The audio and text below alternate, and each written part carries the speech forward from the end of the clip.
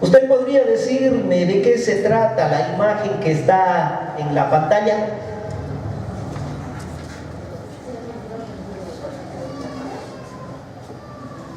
Te cuento que es una señora que está saludando a sus familiares después de haber esperado 3 horas. Les divide un muro de 120 kilómetros y 3.6 metros de alto, que los separó durante 28 años. No pudo ver a sus seres queridos y solo se estaba asomando para saludarles. Ese muro es el muro de Berlín. El apóstol Pablo, cuando les escribe a los Efesios, les dice en el versículo 14: porque Él es nuestra paz, que de ambos pueblos hizo uno, derribando la pared intermedia de separación. El día de hoy vamos a continuar con el estudio de la carta del apóstol Pablo. Y el tema de esta mañana: Jesús derribó la pared que nos separaba. Por favor, abra su Biblia en Efesios capítulo 2. Vamos a leer los versículos del 14 al 18. Efesios capítulo 2, versos desde el 14 hasta el 18. Estamos estudiando esta carta del apóstol Pablo a la iglesia de Éfeso, una iglesia situada en una ciudad pagana completamente, adoradora de ídolos. Y dice la palabra del Señor en el versículo 14: porque Él es nuestra paz, que de ambos pueblos hizo uno, derribando la pared intermedia de separación. Versículo 15: aboliendo en su carne las enemistades, la ley de los mandamientos expresados en ordenanzas, para crear en sí mismo de los dos un solo y nuevo hombre, haciendo la paz, y mediante la cruz reconciliar con Dios a ambos en un solo cuerpo, matando en ella las enemistades. Y vino y anunció las buenas nuevas de paz a vosotros que estabais lejos y a los que estaban cerca, porque por medio de los unos y los otros tenemos entrada por un mismo Espíritu al Padre. El versículo 14 de Efesios 2 dice que el Señor es nuestra paz, que de ambos pueblos hizo uno, derribando la pared intermedia de separación. Usted se está muriendo, dijo el doctor. Al escuchar esto, la cristiana moribunda sonrió. Usted se muere. ¿Ha hecho usted la paz con Dios? No, doctor, no la ha hecho. Entonces le suplico que no lo retarde más. Yo no puedo hacer mi paz con Dios. Además, ya es tarde, le dijo la enferma. No, dijo el doctor, no es tarde. Es posible que viva usted aún unas 2 horas más. Ella guardó silencio. Luego, fijando la vista en el doctor, dijo, pausada y lentamente: hace más de 20 siglos que Cristo hizo la paz por la sangre de su cruz, y hace algunos años ya que acepté a Jesús como mi Salvador, y desde entonces he gozado la gloriosa paz que Él da a los que en Él confían. Y después de una pausa le dijo, y doctor, ¿usted tiene esa paz? ¿Qué diferencia entre intentar hacer la paz con Dios y el haberla hecho Él mismo por nosotros? Qué cosa tan terrible es encontrarse en el hecho de la muerte, ya atormentado por todos los pecados de la vida, y tratar de estar haciendo ese momento la paz con Dios. Pero qué felicidad poder descansar en la paz de Dios, como lo hacía esta mujer cristiana. Versículo 14 dice que Jesús es nuestra paz. Él es el único que pudo darnos paz con Dios. Ni su padre terrenal, ni su madre terrenal, ni ninguno de sus discípulos pudo ponernos en paz con Dios. Solo su muerte en la cruz hizo que nosotros podamos tener paz con Dios.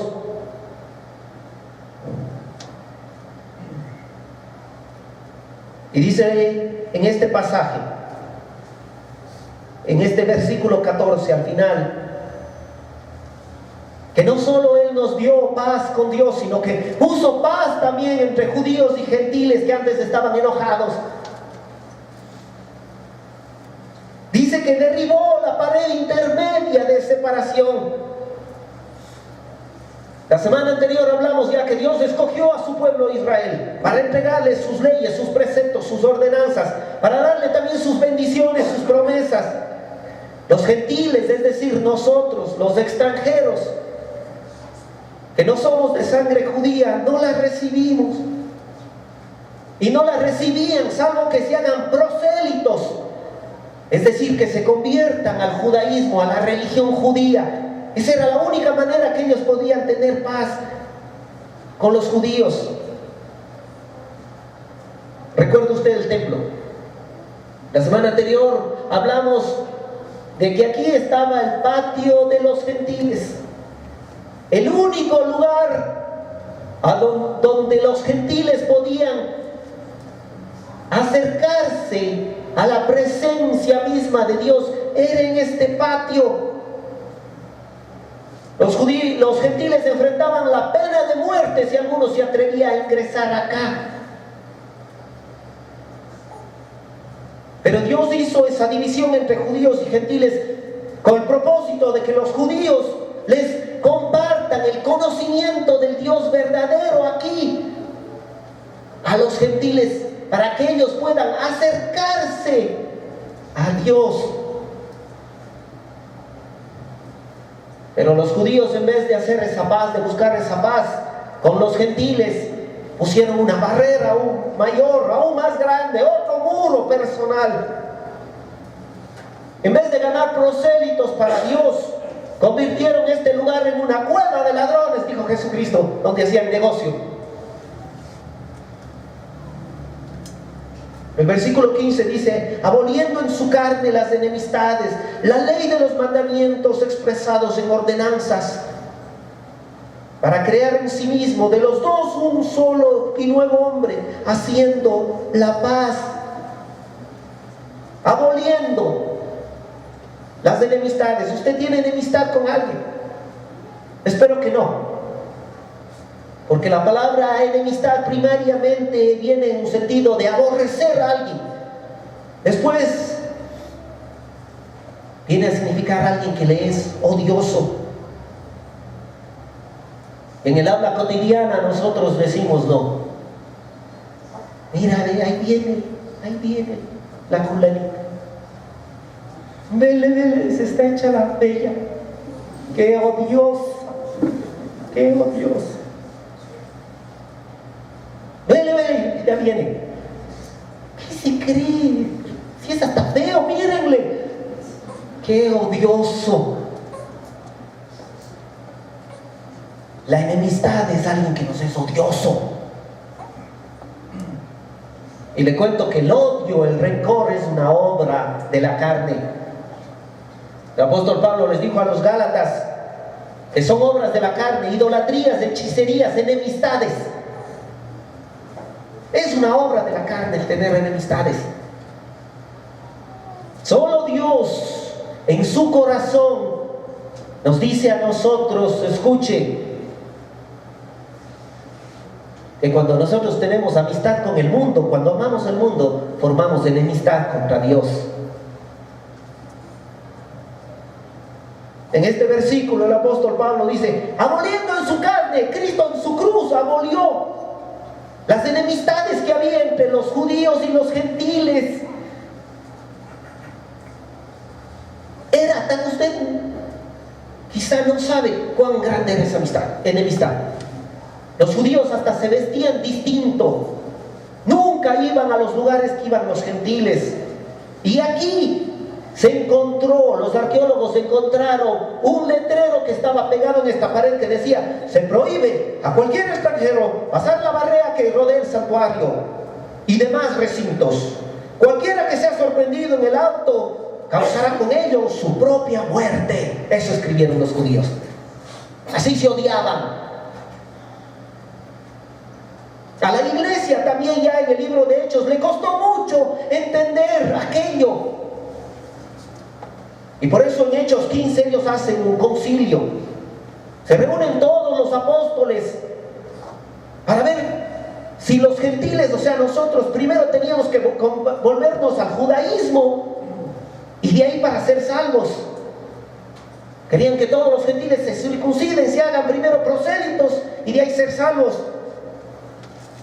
Pero en el libro de Hechos capítulo 15 se llega a la conclusión que por fe tanto judíos y gentiles somos salvos. Jesús abolió las enemistades que había entre judíos y gentiles, las destruyó, las quitó, las anuló, las canceló. Pero no solo canceló las enemistades, Jesús abolió la ley de los decretos expresadas en ordenanzas. Escucha esto bien, querido amigo y hermano.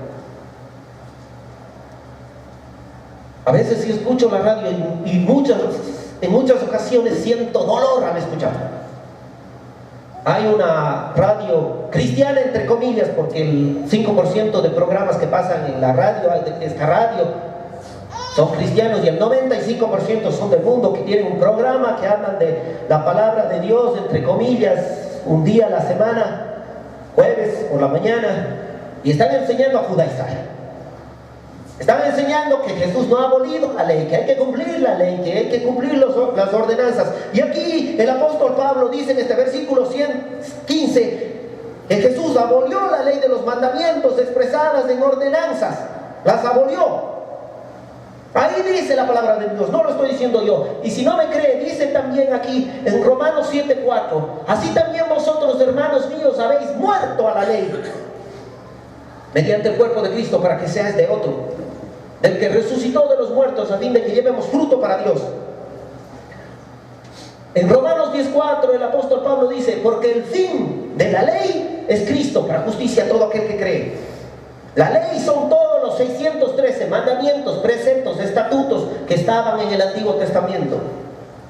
Leyes rituales, leyes ceremoniales. Hoy en día nos sirven mucho las leyes morales que el Señor nos dejó y que confirmó en el Nuevo Testamento. Sí nos sirven mucho para guiar nuestra vida. Y si no me cree, mire lo que dice Gálatas 2:16: sabiendo que el hombre no es justificado por las obras de la ley. Nadie que crea que cumple los mandamientos va a ser justificado, sino por la fe de Jesucristo. Nosotros también hemos creído en Jesucristo para ser justificados por la fe de Cristo. Y no, ¿por qué? Por los mandamientos del Antiguo Testamento. ¿Por cuánto? Por las obras de la ley. ¿Qué dice? Uno va a ser justificado. Nadie dice. Y después Pablo dice en Gálatas 2:21: no desecho el regalo de Dios, la gracia de Dios, pues si por cumplir los mandamientos en el Antiguo Testamento yo puedo ser salvo, fuese la justicia, entonces por demás murió Cristo. Colosenses dice,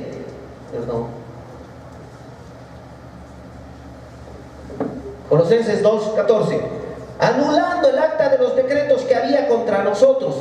El acta de los decretos son los mandamientos del Antiguo Testamento. Los anuló, dice, los canceló, que no era contraria, quitándola del medio y clavándola en la cruz, para crear en sí mismo de los dos un solo, que dice ahí en ese pasaje de Efesios 2:15, un solo. ¿Y qué? Para ser de los judíos que han creído en Jesucristo y de los gentiles que han creído en Jesucristo, un solo hombre, un nuevo hombre, un nuevo hombre. Escucha esta palabra. En español nosotros solo tenemos esa palabra para decir algo que es nuevo. Y le decimos a un amigo, un hermano, te has comprado un nuevo carro. Pero el carro no está tan nuevo porque ya es del 2000. Pero para él sí es nuevo, ¿o no? Sí, sí es nuevo. Nosotros solo podemos usar este término, nuevo. En griego hay varias palabras para designar este término, esta palabra nuevo. Una es neos. Neos es que es algo nuevo con respecto al tiempo, más joven o mejor. ¿Me explico? Yo digo, esta silla compré en el año 2017, esta silla compré en el año 2018. ¿Cuál es más nueva? La que compré en el año 2018. Hay uso neos en el griego, algo que está más nuevo en el tiempo, rejuvenecido, si usted quiere. El apóstol Pablo utiliza este término nuevo en Colosenses 3:10. Él dice, pero ahora dejad también vosotros todas estas cosas. Mire, no era el tema, pero escuchen bien el pasaje. Cristianos, dice, dejen ustedes también estas cosas. ¿Qué cosas? Ira, enojo. Escuchen esta palabra, la tercera que viene. ¿Qué dice? Ya tienen que dejar, dice Pablo, la malicia. A veces nosotros le tomamos la malicia como broma. Blasfemia, palabras deshonestas de vuestra boca. Ni mintáis los unos a los otros, habiendo despojado del viejo hombre con sus hechos y revestidos del nuevo. Hay usaneos.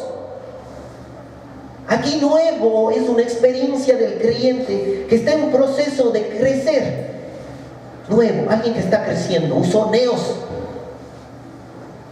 Pero hay otra palabra para decir nuevo en la Biblia, kainos.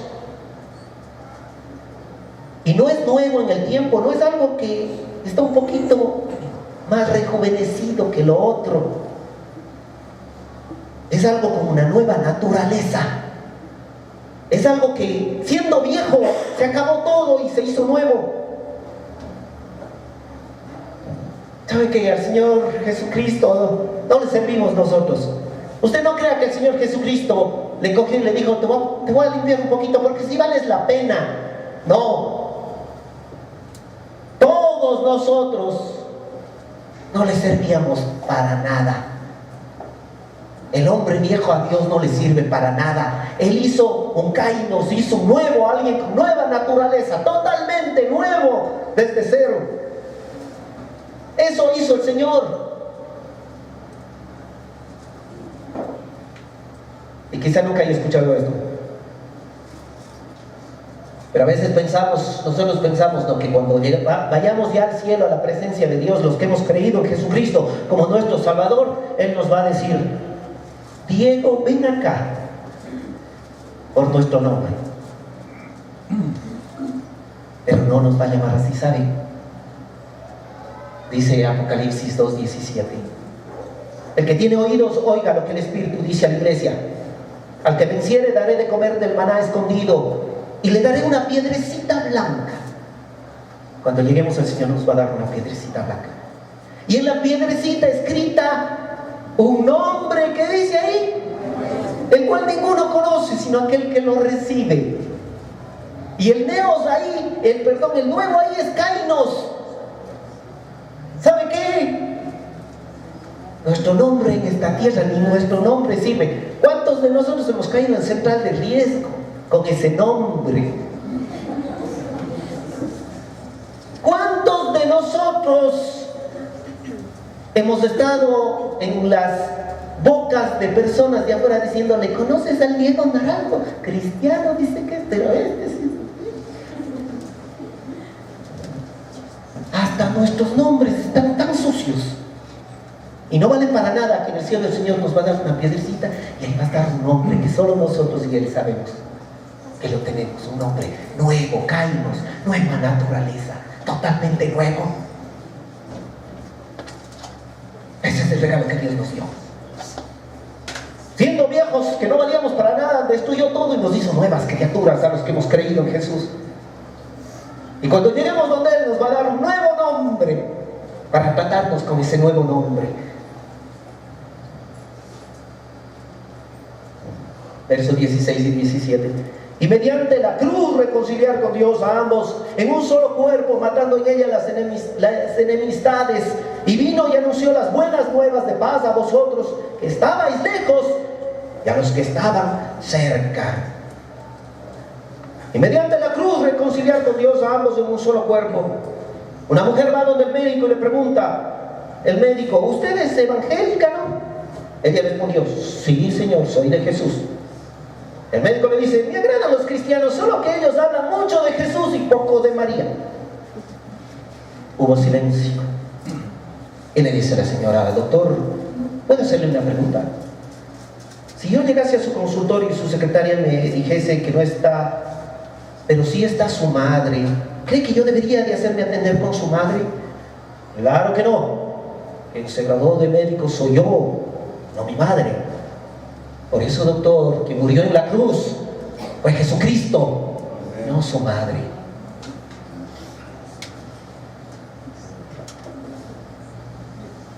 La Biblia habla mucho sobre la cruz. Y que Dios no me permita que durante un mensaje no hable sobre la cruz de Cristo. Porque en la cruz de Cristo encontramos la salvación. Jesús murió en una cruz por nuestros pecados. Y resucitó al tercer día. Y eso es lo que también el apóstol Pablo está diciendo aquí. Y vino y anunció las buenas nuevas de paz. La palabra buenas nuevas en griego es evangelizo. Y nosotros la hemos traducido por evangelio. Y desde chiquitos nos dijeron, vamos a escuchar el evangelio. Pero ni siquiera entendíamos que el evangelio era buenas noticias. Y las buenas noticias es que Jesús murió en una cruz por nuestros pecados, conforme a las Escrituras. Y al tercer día resucitó, para que nosotros podamos tener paz con Dios. Esas son las buenas noticias.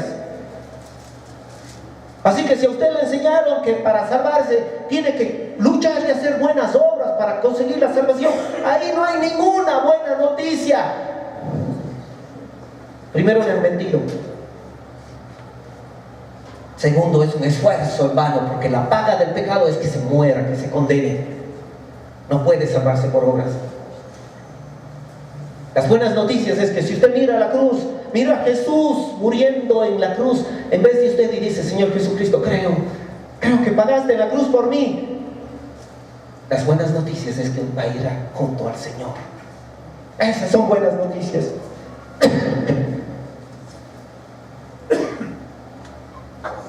Versículo 18. Porque por medio de los unos y los otros tenemos entrada por un mismo Espíritu al Padre.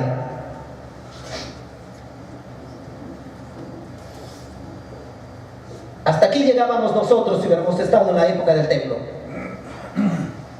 Esto nos separaba, estábamos lejos. Nosotros estábamos lejos, ellos estaban más cercanos de la presencia misma de Dios. Si nosotros en esta época nos hubiéramos hecho judíos o de la religión judía, podíamos ingresar a donde estaban ellos. Pero escuchen, hay algo importante. Gracias, hermano.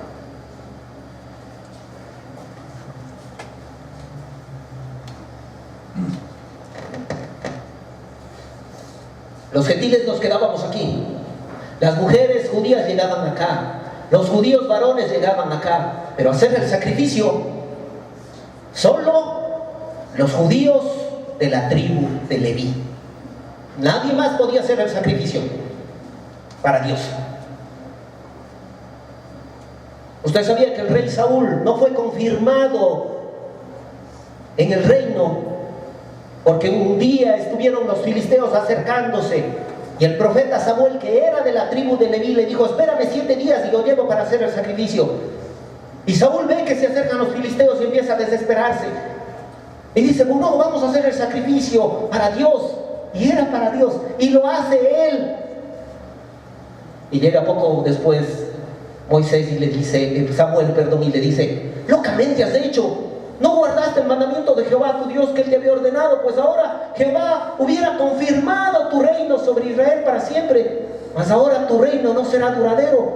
Jehová se ha buscado un varón conforme a su corazón, al cual Jehová ha designado para que sea príncipe sobre su pueblo, por cuanto tú no has guardado lo que Jehová te mandó. Dice la palabra de Dios que cuando los hijos de Aarón, que eran sacerdotes de la tribu de Leví, se acercaron a hacer un sacrificio que no era agradable a Dios, un fuego extraño como su incensario, y Dios les mató, que ya saben ustedes de aquello. ¿Se pueden imaginar su padre enterándose de eso cómo estaría? Y Moisés va corriendo donde Aarón, y ¿sabe qué le dijo? Le dijo esto. Entonces Moisés le dijo a Aarón y a Eleazar e Itamar sus hijos: no descubráis vuestras cabezas, ni rasguéis vuestros vestidos en señal de duelo, para que no muráis, ni se levante la ira sobre toda la congregación. Pero vuestros hermanos, toda la casa de Israel, sí lamentará por el incendio que Jehová ha hecho. Dijo: cuidado, se pongan a llorar. Cuidado, en ese tiempo tenían costumbre de arrancarse la ropa y a veces hasta se rasguñaban su cuerpo en dolor. Y ahí dice: no, tú eres el sumo sacerdote, no hagas eso, Aarón. La ira de Dios se puede levantar ante todo el pueblo. Aarón podía llegar en el tabernáculo hasta este lugar.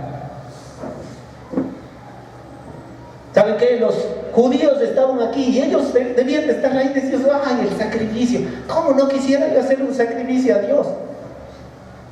Y los sacerdotes debían de decir: ay, ¿cómo no quisiera ser el sumo sacerdote para pasar el velo y ver el lugar santísimo, la misma presencia de Dios?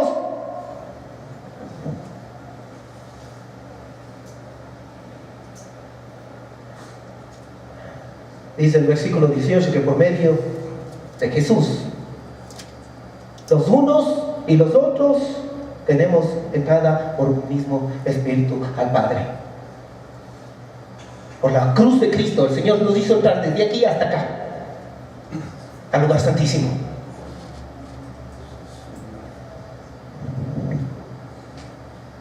Todos nosotros tenemos acceso a esta presencia.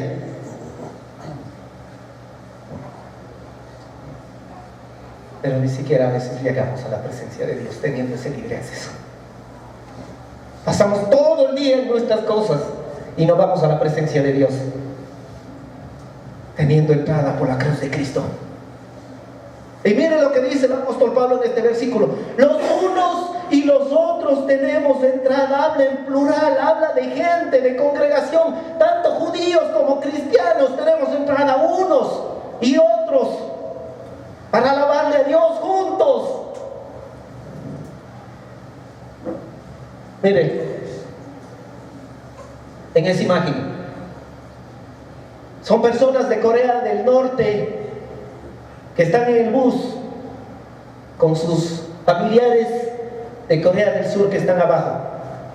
Quizá la única vez que se pudieron saludar, y quizá nunca más vuelvan a saludarse porque ya se iba el bus y ya no iba a tener otra oportunidad. Y no la tienen hasta ahora. No la tienen. No pueden estar juntos. Por eso están llorando, despidiéndose. ¿Pudo ponerle el video? Intentamos. No, déjenlo.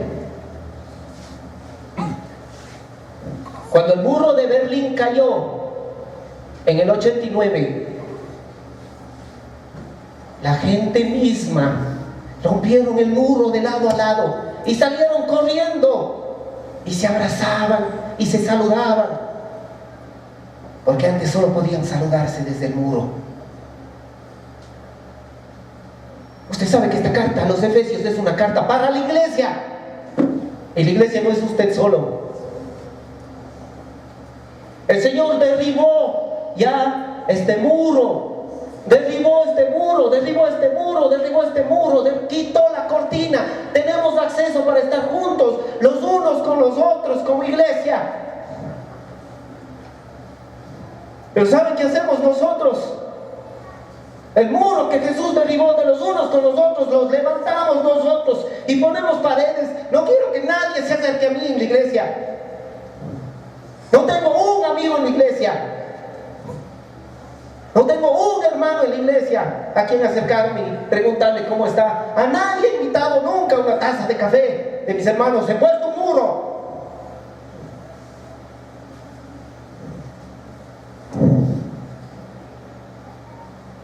Pero vamos al mundo y empezamos a tratar de derribar los muros con los no creyentes. Y ahí tenemos comunión con ellos y estamos felices. Pero entre nosotros, entre la iglesia, ponemos muros. Es que pastor, hermano, es que el domingo es mi familia, es que ellos son mi sangre, no mi iglesia. Nosotros también somos familia de sangre, o la sangre de Jesús, que es más valiosa. ¿Cuándo fue la última vez que usted estuvo junto a un hermano? Durante la semana, entre la semana. ¿Cuándo fue la última vez que lo hizo? ¿Saben qué? Hemos traído la religiosidad de la iglesia tradicional a la iglesia cristiana. Y creemos que este lugar es solo para venir, sentarnos e irnos. Modelo de la iglesia tradicional, pero el Señor no hizo eso. Dijo que todos nosotros somos uno. Y con los judíos que creen en Cristo somos uno. Nosotros no sufrimos lo que viven los coreanos, que no se pueden ver con sus familiares. Como iglesia podemos estar juntos este momento. ¿Qué pasará si viene un gobierno comunista y prohibiera el cristianismo? Quizá ahí dijéramos, ay, ¿por qué no aproveché el tiempo para estar con mis hermanos? Ahora no les puedo ni ver.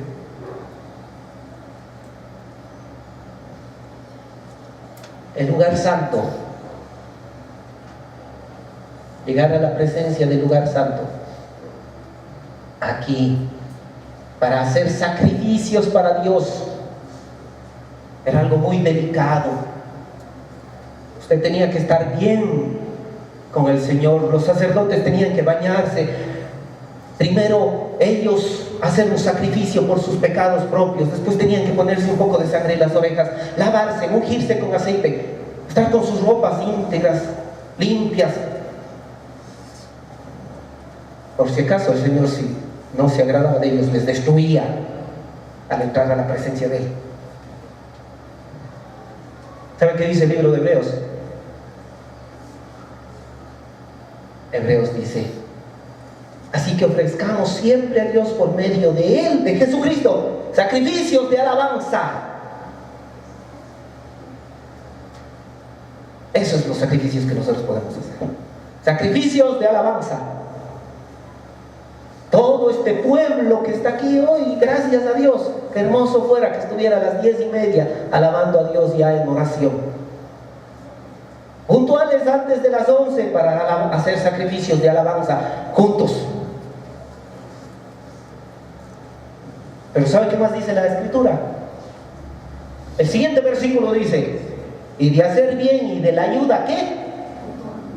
No os olvidéis, porque de tales, ¿qué? De tales sacrificios se agrada a Dios. Ya hicimos el bien, ya nos ayudamos mutuamente alguna vez. Entre los que estamos aquí ya nos ayudamos mutuamente. Esos son los sacrificios que ahora tenemos disponibles de acceso y que le agradan a Dios. Esos son los sacrificios que le agradan a Dios. Cierre sus ojos, oramos.